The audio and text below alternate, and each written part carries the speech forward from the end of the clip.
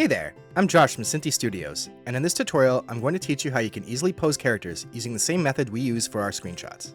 I'm going to use our Polygon Fantasy Village for this tutorial, but it'll work with anything that has bones.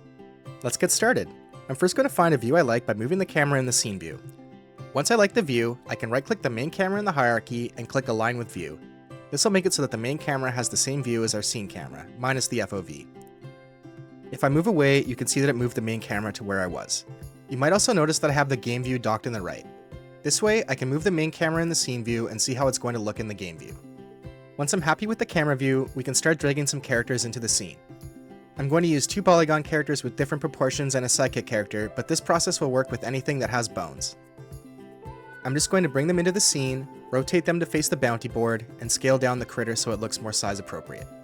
Lastly, I'll select my main camera and give it a few tweaks to its position and field of view. I won't spend too long on it for the tutorial, you can spend as long as you like until you get the perfect screenshot. Now let's enable the animation rigging package so that we can pose our characters. To do this, we want to click Window on the top toolbar, go to Package Management, and click Package Manager. Then, click the Unity registry and search for Rig. You'll want to install the animation rigging package. After that finishes quickly installing, we can close our package manager and we're now ready to pose our characters. First, you'll want to select the character we're going to work with. Let's select the fox character. Then, go to Animation Rigging at the top toolbar. Click the Bone Renderer Setup button. This will add the Bone Renderer component to the character you have selected. You can see it in the inspector. There's also a few properties like the bone color and more if you'd like to mess with that. If we look at our character, you can see that the Bone Renderer is now making all the bones visible. We can also select them and manipulate their transforms. For example, we can select the head bone, hit E to select the rotation gizmo, and then rotate the head up. We can do the same thing with the arms. You can select the arm bones, make sure we're on the rotation gizmo with E, and then start rotating them so we're at a T-pose. Let's do the left arm too. One quick tip, you can click this drop down at the top left here and change between global and local space for the rotations. This can allow you to get more precise if you'd like.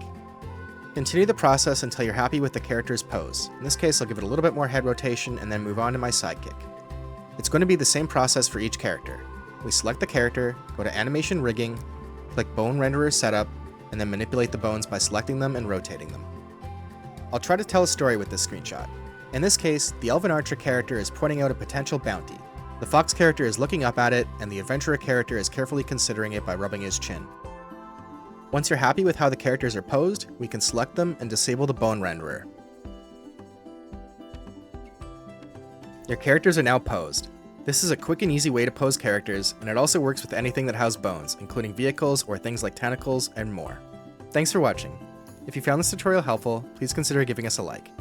You can also subscribe to be notified of our upcoming content, including a video on how to manipulate blend shapes to do facial expressions and body morphs. Let us know if you have any other tutorial ideas in the comments. All of the assets used in this tutorial can be found in the description.